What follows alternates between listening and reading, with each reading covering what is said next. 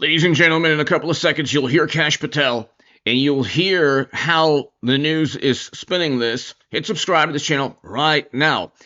It's almost certain that from these text messages, either the roommate will be indicted, or people around, people speaking to both the roommate and Tyler Robinson via Discord, possibly Instagram, possibly, any other social media network. Some social media networks or some communication venues are created for certain organizations just to circumvent law enforcement. But this is written in a way, ladies and gentlemen, these are the text messages. This is a BBC article. It's written in a way that is inconceivable if you're talking about two people in a romantic relationship.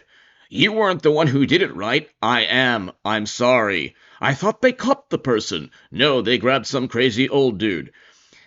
The fact that people there, a crazy old dude and others, either were part of some kind of, possibly part of some kind of conspiracy, or tried to run interference, or said, that they did it. That's bizarre also. But this is, I'll read you, we can read the text messages here, and I want to read you, you're going to listen to Kash Patel. This is almost certainly, I don't believe that this is an organic, genuine discussion between two individuals. It almost sounds like two individuals that planned a moment after Charlie Kirk was assassinated so that media would run with it, and you'll hear the ABC News reporter in a couple of minutes. Media would run with it, say, oh my God, it's a love story. Because generally people in media do not like Charlie Kirk. Just like they don't like President Trump. That's why there was zero investigative journalism after the assassination attempt of President Trump. And the investigative journalism here is trying to paint the roommate either just like trying to paint Tyler Robinson as, part of an internet ecosystem similar to Charlie Kirk, and definitely not a left-leaning or Democratic Party or liberal or progressive or left-leaning individual who wanted to silence a conservative voice, one of the greatest conservative voices that ever existed. This is purely political, but the fact that the following exchange here is almost like a script. It almost reads like the roommate is in on it. So initially, like, the roommate right now is completely innocent. Right now, the roommate is completely innocent, but this is completely absurd. If you had two Trump supporters with this type of dialogue and this type of romantic or touching moment, quote-unquote touching moment, right after taking the life of, God forbid, the opposite of Charlie Kirk, okay, politically, you wouldn't get this type of reporting. Okay, you would get people saying, hey, this makes no sense. Here, Robinson, drop what you're doing, look under my keyboard. I had the opportunity to take out Charlie Kirk, and I'm going to take it. What? You're joking, right? I'm still okay, my love, but I'm stuck in Orem for a little while. So, if you read, what? Question mark, you're joking, right? I'm still okay, my love, but stuck in Orem for a little while. Longer yet. Shouldn't be long until I come home, but I gotta grab my rifle still. To be honest, I had hoped to keep this secret till I died of old age. I am sorry to involve you. This is completely absurd. This is completely and utterly absurd. There's almost certainly no secret here. You weren't the one who did it, right? I am. I'm sorry. I thought they caught the person. No. They grabbed some crazy old dude, then interrogated someone in similar clothing. I had planned to grab so nothing here. Why? Why did I do it? Yeah, I had enough of his hatred. Some hate can't be negotiated out. Okay, this is completely bizarre.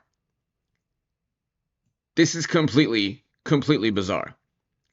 This is written as a script almost for global media or media in general to simply eat up, enjoy, twist the narrative. Oh, well, you know what?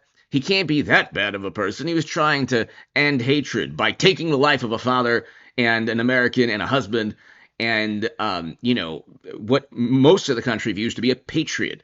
Okay, Charlie Kirk is a hero now forever because of Tyler Robinson. Tyler Robinson amplified Charlie Kirk's messages, voice, ideals, policies, agenda forever.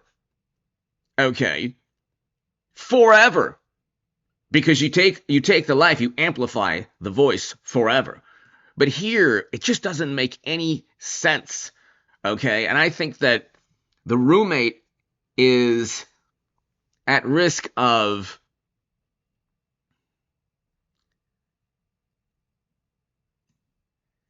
see, okay, drop what you're doing, look under my keyboard. I had the opportunity to take Charlie Kirk, and I'm going to take it. That is so bizarre. They're in a romantic relationship. There were people allegedly coming and going from their apartment from different states.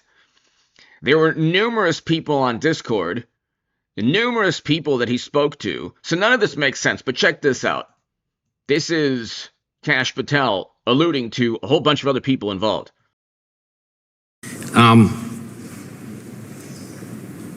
The suspect flees on foot to kind of this wooded area where he drops the rifle, wraps it in a towel, and then proceeds to his staged vehicle and basically drives home. So do we have any idea what the towel was about? Was it used later to identify a place where the firearm was left, or do we? What we can tell you is the towel, there was a screwdriver found on the rooftop, which DNA was collected off of, and the towel was found wrapped around the firearm in question in a wooded area next to the campus. All have been processed for DNA. And then, according to the suspect's roommate, there were allegedly messages on instant messaging platforms, specifically Discord, suggesting the towel may have been used to identify that weapon's location. So the public reports have suggested that the shooter acted alone. Do we still believe that that's true? Do we have any idea as to whether or not those Discord messages led us to believe that the shooter may have had help in any way or assistance? I can only speak to the FBI's investigation, and our investigation is ongoing, and we are interviewing any of those individuals involved in that chat and other individuals in the area. Very good. And so my suggestion, if there are accomplices, I'm sure this is something that the FBI is going to continue to investigate fully and thoroughly into the future. Yes, sir. The reason I ask that is because I don't know that that was necessarily the case with Butler, Pennsylvania.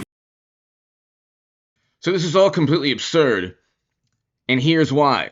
Charlie Kirk assassination investigation. We're learning a lot of information, but it was this moment that gave a lot of folks pause. Watch this.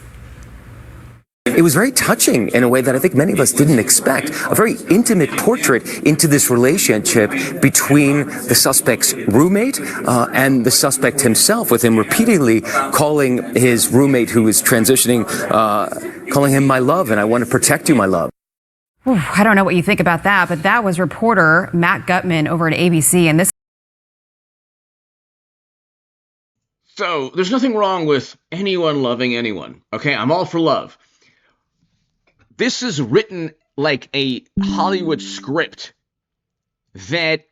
where the audience is that reporter and every morally superior leftist, liberal, progressive. This makes no sense at all. The fact that you could hide that from a roommate, especially one you're romantically involved with, especially one where the circumstances point to not only purely political motivation, but coordination. Now, the roommate is innocent at this point. Based on the text messages, I think that the roommate is at risk of indictment or possibly either had knowledge prior to the assassination in some way, shape, or form, or others had knowledge. So either the roommate possibly will be indicted, or people around the roommate and Tyler Robinson. This makes no sense. You're joking, right? This makes no sense at all. And it's written in a way to lure media in to defend or to create this absurd narrative. Hit subscribe to the channel right now. Thank you.